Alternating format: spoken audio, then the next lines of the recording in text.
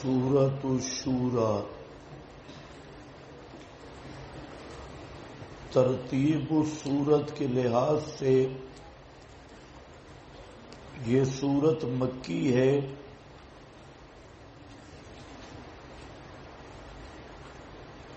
اور سورت حامیم سجدہ کے بعد 62 نمبر پر نازل ہوئی۔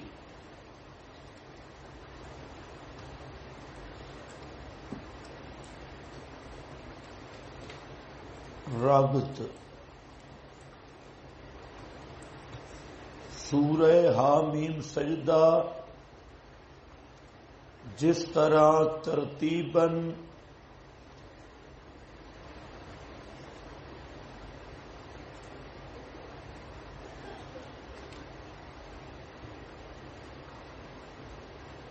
مقدم ہے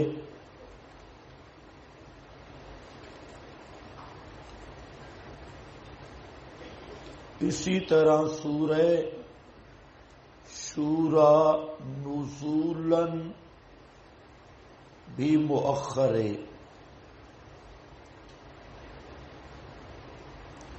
نمبر 2، حامیم سجدہ میں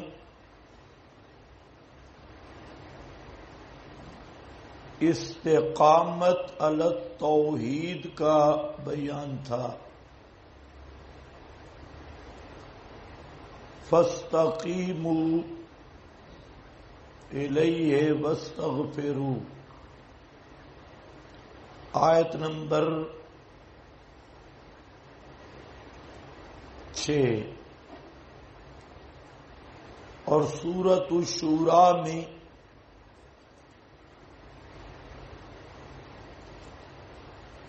بھی استقامت علی التوحید کا حکم ہے۔ فاستقم کما امرت،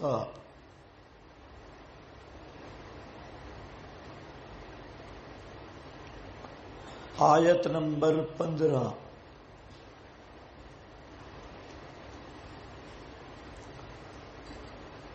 نمبر 3، حامیم سجدہ میں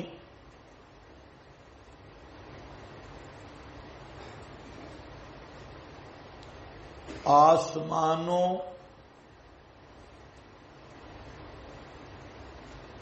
پر اجرائے حکم کا ذکر تھا۔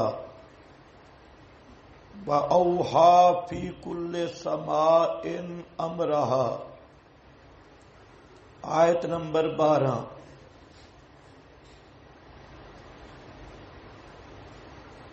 اور سورۃ الشورى میں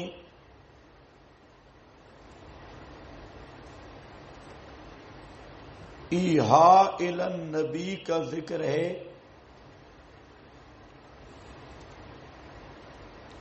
وَكَذَلِكَ أَوْحَيْنَا إِلَيْكَ،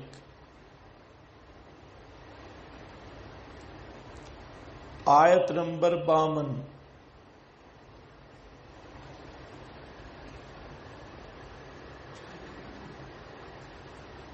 نمبر 4، سورہ حامیم سجدہ میں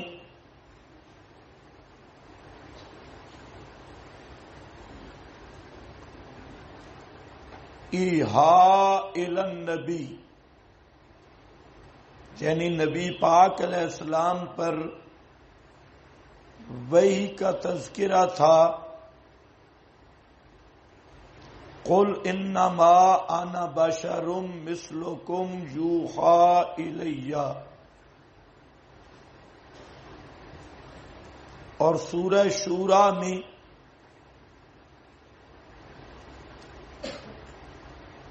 تمام انبیاء کی طرف وحی کا ذکر ہے۔ شرع لکم من الدین ما وصی بہ نوحا، آیت نمبر 13۔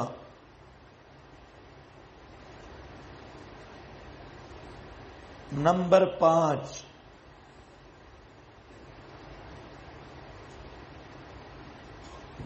سورہ حامیم سجدہ میں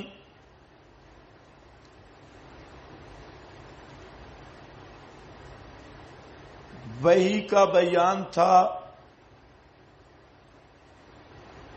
اور سورہ شورا میں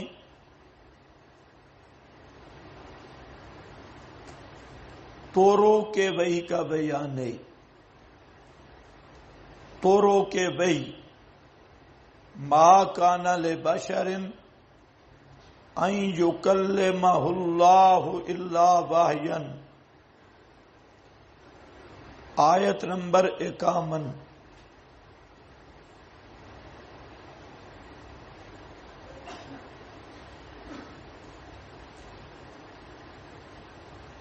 نمبر 6 سورت حامیم سجدہ میں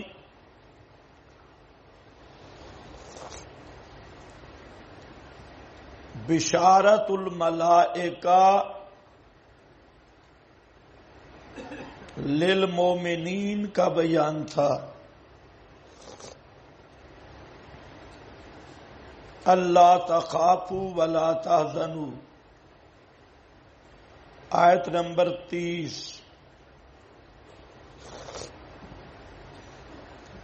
اور سورہ شورا میں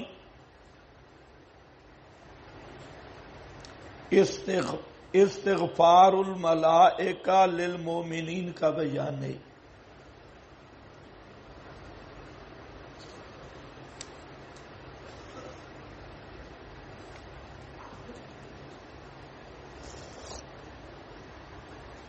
آیت 5. نمبر 7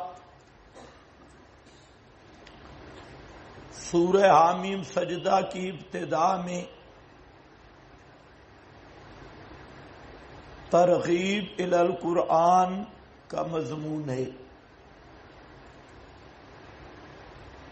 تنزیل من الرحمن الرحیم.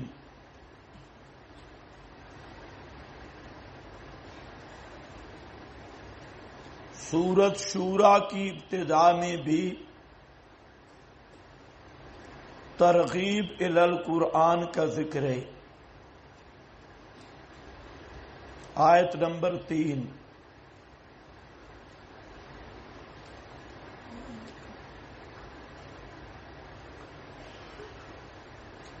نمبر 8 سورہ حامیم سجدہ میں انسان کی نا امیدی کا ذکر ہے.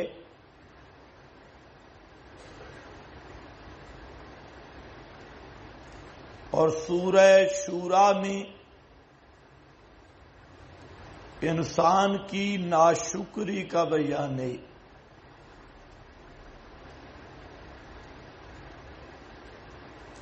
آیت نمبر 48 فَإِنَّ الْإِنسَانَ كَفُورٌ.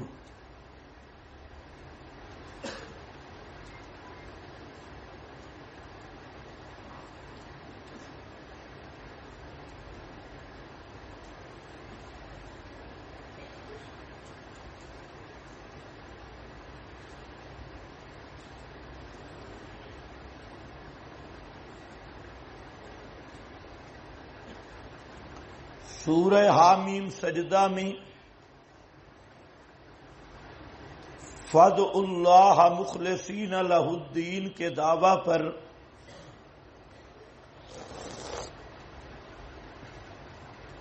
ایک اہم شبہ کا جواب تھا.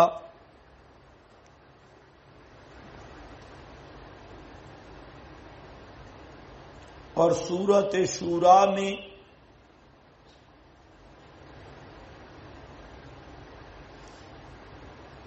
فَادْعُوا اللَّهَ مُخْلِصِينَ لَهُ الدِّينَ کے دعویٰ پر ایک بڑے شبہ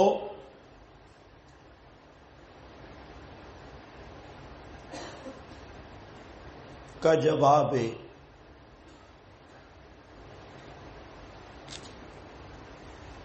اور وہ شبہ یہ ہے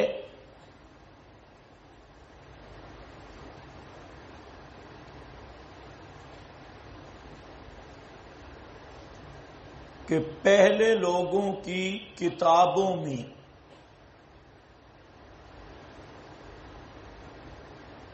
غیر اللہ کی پکار کا مضمون درج ہے.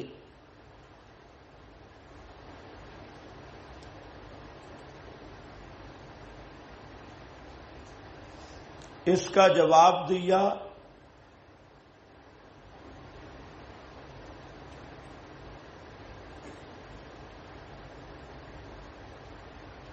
یہ سب 10 من البغاۃ باغیوں کی کارستانی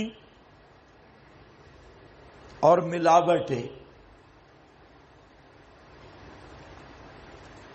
اللہ نے تمام انبیاء پر ایک ہی مسئلہ نازل کیا، فادعوا اللہ مخلصین لہ الدین.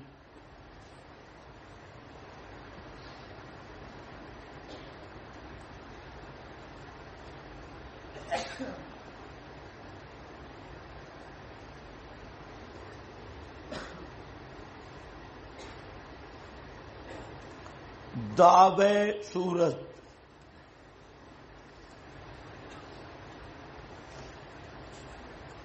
کشف الشبہات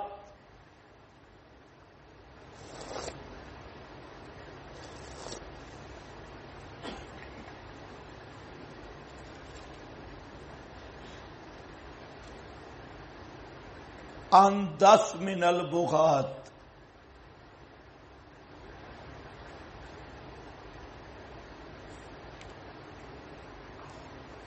یعنی اس صورت کا مرکزی دعویٰ یہی ہے کہ کتب متقدمین میں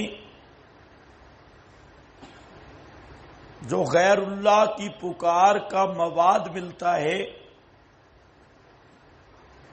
یہ سب باغی ملا اور شیطنت صفت کے لوگوں کی کارستانی ہے. سورت کا اصل دعویٰ یہی ہے.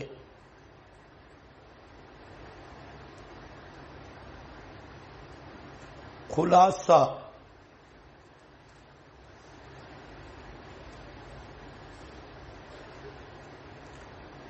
توحید پر 3 بڑے اعتراضات اور ان کے جوابات. توحید سے مراد توحید فی الدعا،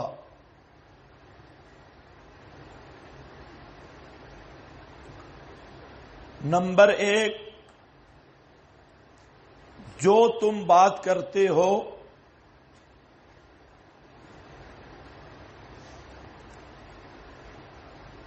تم سے پہلے کسی نبی نے نہیں کی.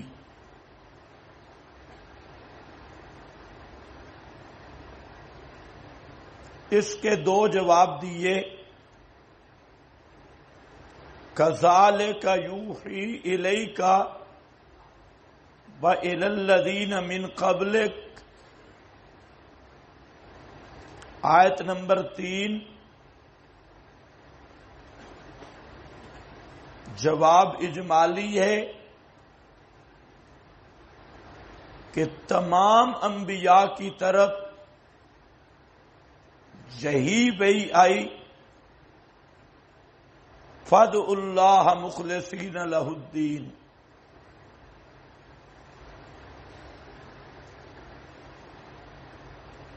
اور نمبر 2 تفصیلی جواب آیت نمبر 13 میں، شرع لکم من الدین.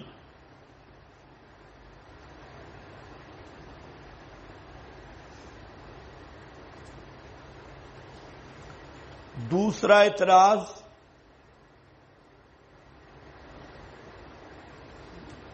تمام کتابیں تمہارے خلاف ہیں،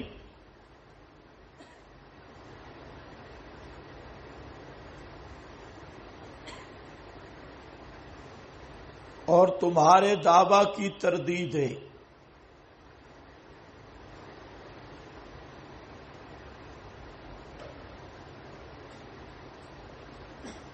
اس کے 5 جوابات دیے۔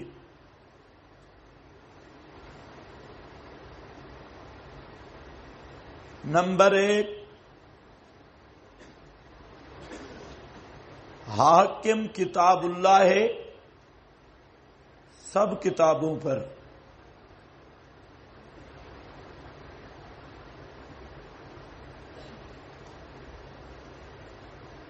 وَمَا اخْتَلَفْتُمْ فِيهِ مِنْ شَيْءٍ فَحُكْمُهُ إِلَى اللَّهِ،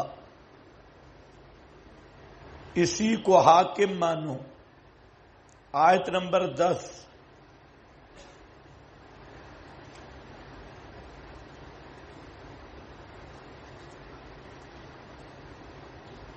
نمبر 2،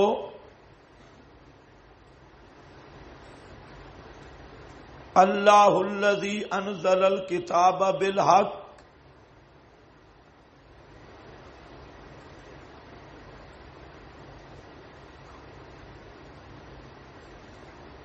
یعنی قرآن آ گیا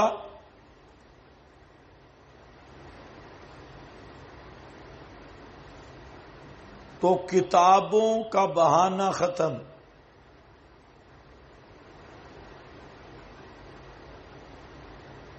نمبر 3،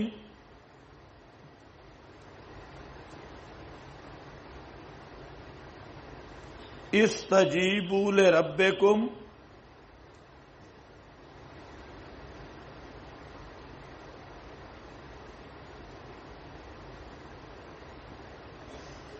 باغیوں کی لکھت کی طرف نہ جاؤ، اللہ کے حکم کو مانو۔ آیت نمبر 47۔ نمبر 4، کذالک اوحینا، ہم نے جو وحی کی اس میں مسئلہ توحید ہے۔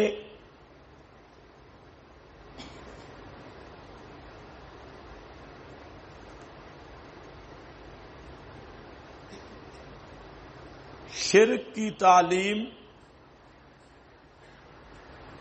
باغیوں کی من گھڑت ہے۔ اور نمبر 5، فَلِذَٰلِكَ فَادْعُ،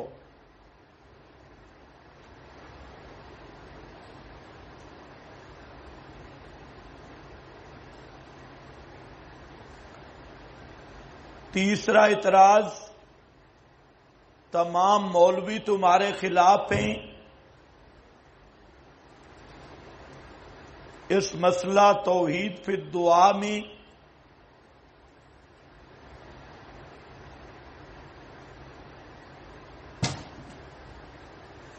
اس کے 2 جواب دیے۔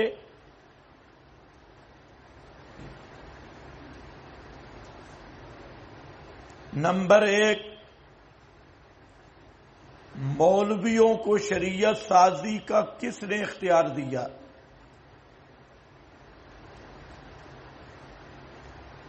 مولویوں کو شریعت سازی کا کس نے اختیار دیا؟ ام لہم شرکاء شرعوا لہم من الدین، آیت نمبر 21۔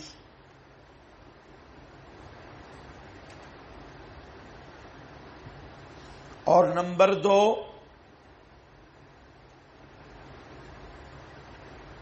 مولوی ضد کی وجہ سے اختلاف کرتی ہیں، مسئلہ حق ہے، مولوی ضد کی وجہ سے نہیں مانتے۔ وَمَا تَفَرَّقُوا إِلَّا مِن بَعْدِ مَا جَاءَهُمُ الْعِلْمُ، آیت نمبر 14۔